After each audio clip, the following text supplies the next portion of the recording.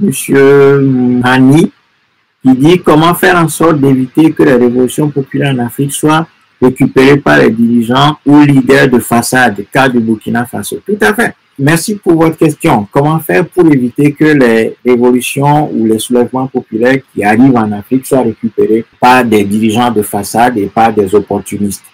Eh bien, cette question mérite d'être étudiée de manière très approfondie. Nous avons abordé cette question quand les compatriotes du Burkina Faso s'étaient soulevés contre Blaise Compaoré, l'assassin de Thomas Sankara. Il ne faut jamais l'oublier, il faut toujours coller au nom Blaise Compaoré, l'assassin de Thomas Sankara. Eh bien, nous avons essayé de soutenir nos compatriotes du Burkina Faso. Et à l'époque, nous avions écrit un texte en disant que le Burkina Faso ne va nulle part. Le Burkina Faso actuel ne va nulle part. Et ce texte indiquait clairement ce que le MOLCRA préconise pour éviter que des opportunistes, des politiciens véreux, des politiciens corrompus, des opportunistes, en gros des renards, s'accaparent ce que les populations sont en train de faire. Première des choses, c'est de lire la situation de l'Afrique comme une situation coloniale. C'est-à-dire qu'avant même le démarrage des révolutions, il faut impérativement que ceux qui animent, ceux qui conduisent ces soulèvements populaires doivent avoir une lecture claire de ce qu'ils entendent faire, de quels problèmes ils veulent résoudre. Voyez? Donc ça, c'est le premier élément. Premier élément, la connaissance très approfondie de la situation de l'Afrique et les problèmes qu'on veut résoudre au travers du soulèvement populaire qui arrive. Si le but du soulèvement consiste tout simplement à changer celui qui est au pouvoir et le remplacer par un autre, dans le sens de réformer le système colonial, et c'est mon propos introductif, j'ai dit que le problème que nous avons, c'est le problème du cadre étatique africain, qui est un vrai problème pour nous. Le vrai problème, il est là. Et donc, on ne peut pas vouloir renverser tout simplement un dirigeant pour le remplacer par un autre en pensant que par ce mécanisme-là, on va résoudre les problèmes de l'Afrique. Donc, ceux qui pilotent la révolution doivent garder à l'esprit que l'aboutissement du soulèvement populaire, ce n'est pas le départ du dictateur actuel et son remplacement par un autre individu qui est issu de ce qu'on appelle abusivement la classe politique ou bien la classe associative, etc. Mais le but final de ce que nous sommes en train de faire, c'est la renaissance de notre peuple par l'intermédiaire de la destruction du cadre colonial. Donc ça, c'est le premier élément qu'il faut garder à l'esprit. Le deuxième élément, c'est que quand on veut déclencher ce type d'action populaire, il faut nécessairement qu'il y ait un plan d'action global, donc ce qu'on appelle la stratégie. Donc une planification qu'on respecte, qu'on fait respecter au peuple, de sorte à ce qu'on ne puisse pas dévier de la ligne qui est tracée au préalable. Ça, c'est hyper important. Donc, on doit avoir un cap, un horizon qui est fixé. Et cet horizon-là, ce cap-là ne peut pas être le remplacement du tyran actuel par un autre arriviste qui va nous vendre du rêve, qui soit de la classe politique, avec tout ce que cela comporte comme illusion, comme mensonge, comme propagande et comme positionnement en vue de capter le pouvoir à la chute du dictateur. Ensuite, il faut nécessairement que le mouvement soit détaché à la fois de l'influence idéologique, intellectuelle, analytique de ces véreux politiciens qui sont aux aguets pour capter le pouvoir qui, selon eux, est dans la rue et qui est en train de traîner. Ça veut dire que nous aurons préparé aussi des gens parmi nous pour pouvoir assumer les responsabilités. Donc, il ne s'agit pas simplement de lancer un mouvement pour le lancer. Nous devons maîtriser de bout en bout ce que nous sommes en train de faire, c'est-à-dire former déjà les gens qui seraient en mesure de monter au pouvoir et de l'assumer, d'assumer ce pouvoir-là, de sorte à réorienter l'ensemble de la machine coloniale vers la satisfaction des besoins endogènes. Ça veut dire que nous aurons préalablement réfléchi sur ce que nous aurons à mettre en place après la chute du régime ou des dictateurs actuels. Voilà, ça c'est un élément central. C'est parce que souvent, les révolutions africaines ou les soulèvements africains ne sont pas théorisés, ne sont pas maîtrisés par leurs meneurs, que lorsque le dictateur tombe, qu'est-ce qui se passe? Le système étant puissant, ayant préparé des gens un peu partout qui sont à la fois dans les starting blocks de l'opposition et à la fois dans le système, qui se prétendent être des réformateurs empêchés en gros par le dictateur en place, mais que ces gens-là étaient des réformateurs en attente d'un soulèvement populaire pour passer à l'action. Eh bien, si nous ne mettons pas en place, c'est-à-dire que nous ne nous projetons pas pour prendre le pouvoir et l'exercer, ce qui arrive, c'est que lorsque le dictateur y tombe, le système va continuer et ceux qui se sont préparés des années en attente de ce soulèvement populaire ou d'un changement quelconque pour prendre le pouvoir, eh bien, ce sont eux qui vont prendre le pouvoir. Ça veut dire que nous n'avons pas préparé ce que nous voulons faire et quelle est notre responsabilité en termes des lendemains de la chute du régime en place que nous sommes en train de combattre.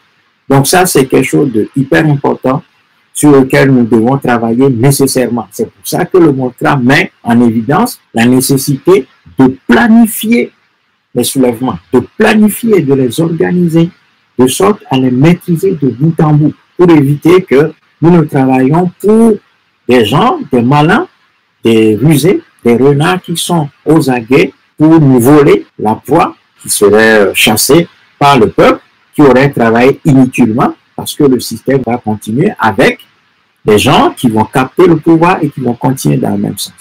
Et puis, une chose très importante également, c'est ne pas faire dépendre les soulèvements populaires africains des financements, des sources de financement extérieurs.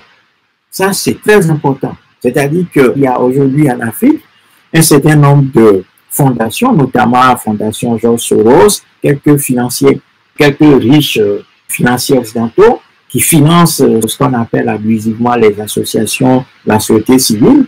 On sait très bien qu'il y a un certain nombre de révolutions qui se sont passées en Afrique, qui ne sont pas des révolutions, mais en réalité des mouvements populaires suscités de l'extérieur pour pouvoir mieux orienter le pays. Et donc, il y a un certain nombre d'associations de la société civile africaine émergeant dans des pays, donc les citoyens, il y en a marre, quelques autres là qui sont financés par des Soros, des Américains, le NDI, le NED, les Allemands, la Fondation Konrad Adenauer, ou Friedrich Ebert, la Fondation Friedrich Ebert.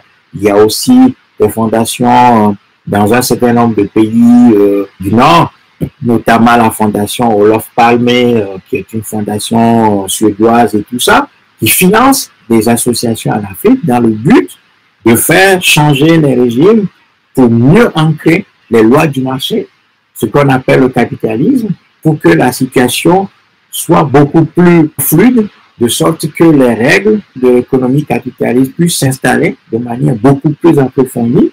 Donc, on va rationaliser davantage l'exploitation et puis on va donner une fausse liberté aux populations avec privation de l'ensemble des droits socio-économiques. Les libertés syndicales et tout ça vont être réprimées. Par contre, on va donner la liberté aux Africains. Donc, des fondations qui financent des sociétés civiles africaines. Et comme les Africains ne savent pas lire le monde, et puis qu'il y a beaucoup de difficultés aussi, il faut le dire, parce que le monde associatif africain est devenu une sorte de secteur d'activité où des emplois se créent, parce que le chômage, tout ça, dont les gens créent des associations pour pouvoir aussi se créer de l'emploi ainsi, parce que l'État n'existe pas, donc démissionnant, les gouvernements ont démissionné.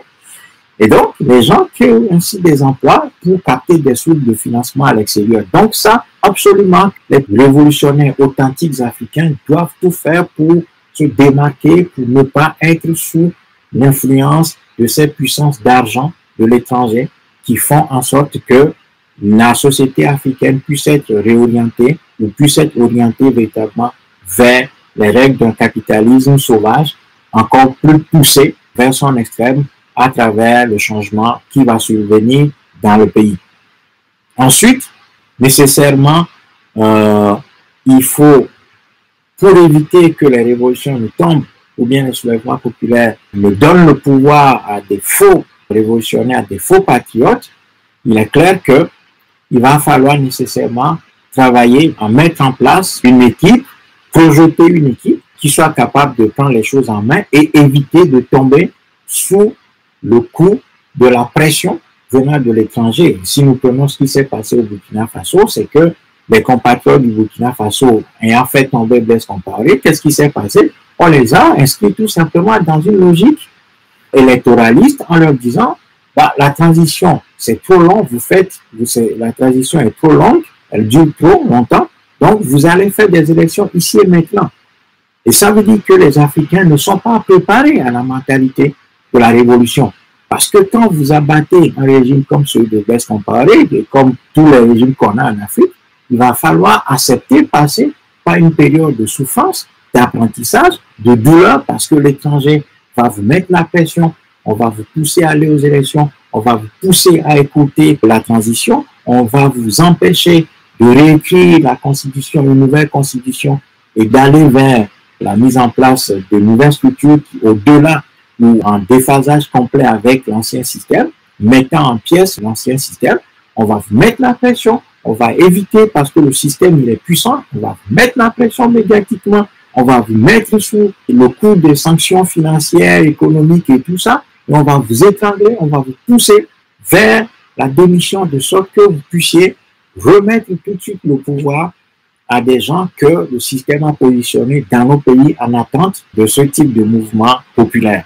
Et donc, ça, les Africains doivent tout simplement préparer leur mentalité à aller jusqu'au bout. C'est parce que nous n'allons pas jusqu'au bout de nos propres réflexions que nous sommes toujours soumis à l'influence et que nous sommes sensibles aux pressions venant de l'extérieur. Et je pense que ça, si les Africains ne travaillent pas sur cet aspect psychologique, en se disant, ben voilà, si on fait la révolution, il y a un moment de douleur à traverser, et puis qu'on doit aller, non pas tout de suite vers des élections pour continuer le système qu'on est en train de combattre, mais de réécrire une constitution qui va prendre en compte notre parcours historique, nos valeurs, ainsi de suite, notre façon de voir le monde et notre histoire, et que cette période-là va être une période difficile où nous devons compter que sur nous-mêmes, parce que l'étranger ne va pas nous laisser faire, parce que l'Afrique appartient à l'étranger et que l'étranger qui est propriétaire du continent africain, comme je l'ai dit tout à l'heure, par le biais des États africains encore coloniaux, eh bien, ces gens ne vont pas nous laisser facilement la main sur notre continent. Donc, on doit préparer ça. C'est une période de douleur, de souffrance, mais au bout de ça, il y a la liberté et il y a le progrès, il y a la libération de l'Afrique et puis il y a la renaissance de l'Afrique, quoi. Donc ça, c'est des choses sur lesquelles nous devons travailler, le soutien des populations, parce que les populations, une fois qu'elles font tomber ces régimes-là, elles vont être dans une sorte de précipitation pour que les choses s'arrangent tout de suite, oubliant qu'il va y avoir une phase transitoire où nous allons passer un sale moment, donc des moments très difficiles, où nous allons mettre à plat toutes les institutions, de sorte à pouvoir les reconstruire. Donc ça, c'est quelques pistes sur lesquelles nous devons travailler pour éviter que nous ne travaillons pour des gens rusés, malins, qui sont aux aguets pour capter le pouvoir dès que le peuple arrive à abattre les dictateurs en place. Voilà.